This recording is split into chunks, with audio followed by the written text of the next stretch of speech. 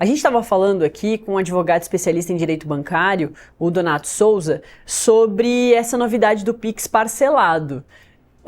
A cada período aí surge uma novidade em relação ao Pix. A gente abriu conversando com o Donato sobre aquela lá atrás do começo do ano, a tentativa do governo e da Receita Federal de aumentar a fiscalização em operações bancárias maiores de Pix. E isso não foi para frente por causa de toda a polêmica que foi esse anúncio.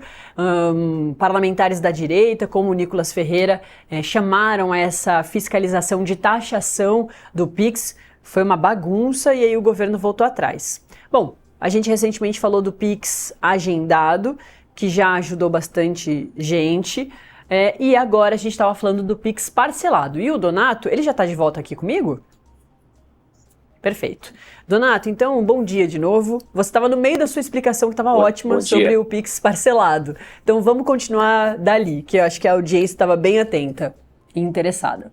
Deixa eu captar de novo aqui o raciocínio. Eu estava dizendo que o Pix, nessa modalidade agora parcelado, ele é natureza de empréstimo como qualquer outro. Então, por exemplo, se a Natália, a partir do final de setembro, fizer uma solicitação de Pix parcelado, o banco vai analisar o seu cadastro, como qualquer outra operação, e vai atribuir uma taxa de juro. A questão é que nós não sabemos qual vai ser essa taxa. Porque, como eu dizia, nós, primeiramente, não temos uma instrução no sentido de sermos educados sobre como o sistema financeiro funciona.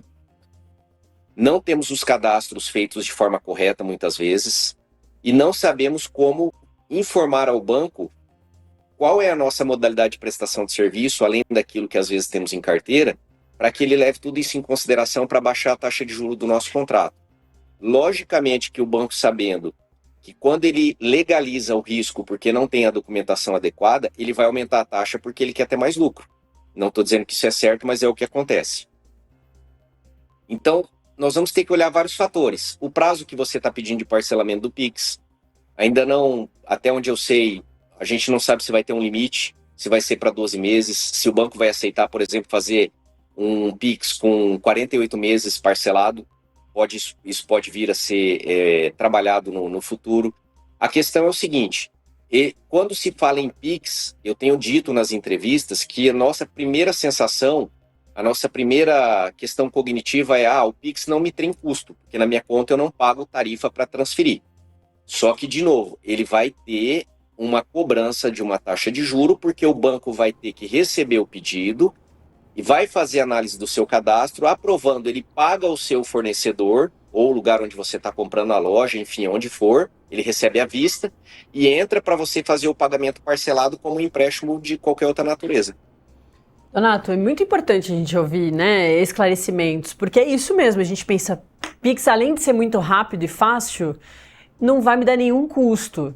E é importante essa ressalva, que o Pix programado, calma aí, ele vem ali com uma carinha de empréstimo. Aliás, não vem com uma carinha de empréstimo, mas a gente precisa entender que é uma forma de empréstimo e que ainda tem aí umas informações que a gente não sabe como vão se estabelecer. Dessas todas as informações que você nos trouxe. Donato, queria aproveitar que você está aqui para a gente encerrar, a gente já te segurou por bastante tempo, mas para falar um pouquinho sobre essa questão que a mega operação contra o PCC, a maior da história contra a organização criminosa da história do nosso país, que envolveu a Faria Lima e diversas fintechs.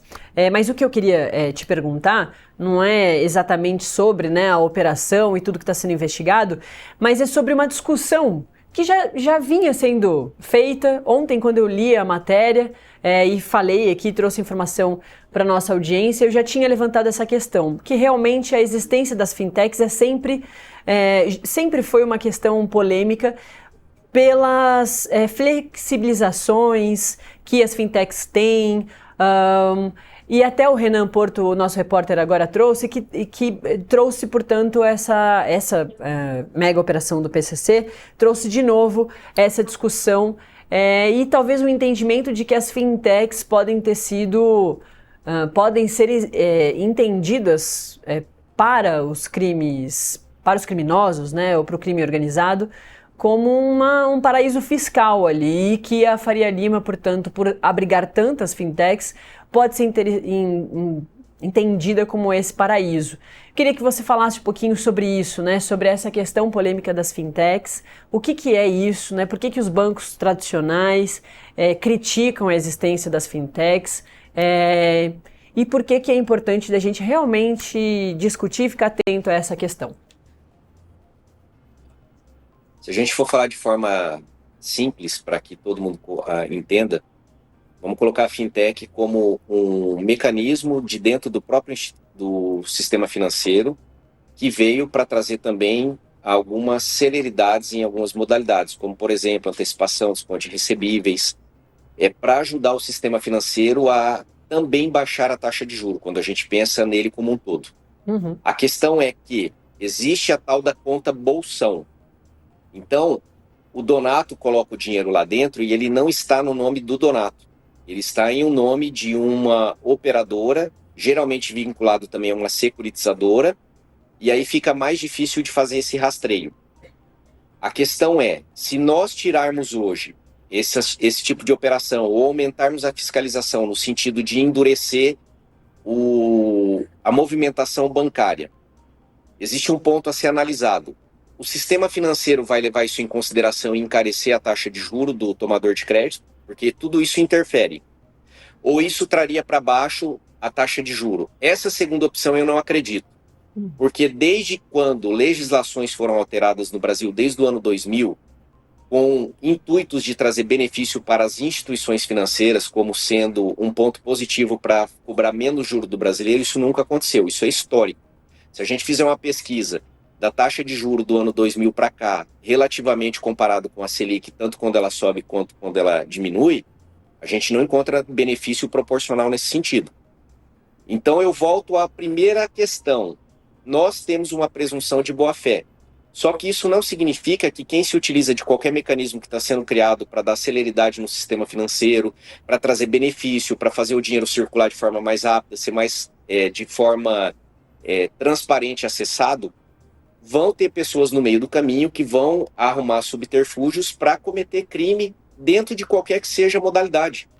Se você trouxer essa fiscalização para a fintech, eu não estou dizendo que isso não tem que ser feito, não significa que não haverão outras maneiras em que o crime organizado vai se utilizar para ele conseguir fazer lavagem de dinheiro. Isso aí acontece, não é de hoje, isso aí acontece desde que o mundo é mundo e desde que o dinheiro circula.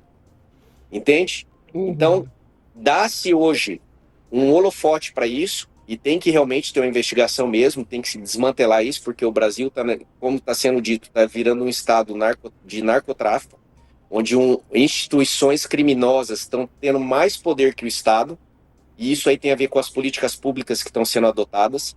Então vamos pensar o seguinte, se ao invés da gente só pensar em punir a instituição financeira, a fintech, não somente isso, mas endurecêssemos o aparato policial, as investigações, as penas que são aplicadas para quem comete esse tipo de crime, fizesse essa pessoa permanecer mais tempo presa e colocasse um sistema de ressocialização efetivo, porque a gente também tem que ter uma análise aqui, eu não sou da área do direito penal garantista, mas o cara que é preso hoje, ele tem uma tendência de sair pior por causa do ambiente que ele é inserido, isso aí é neurociência.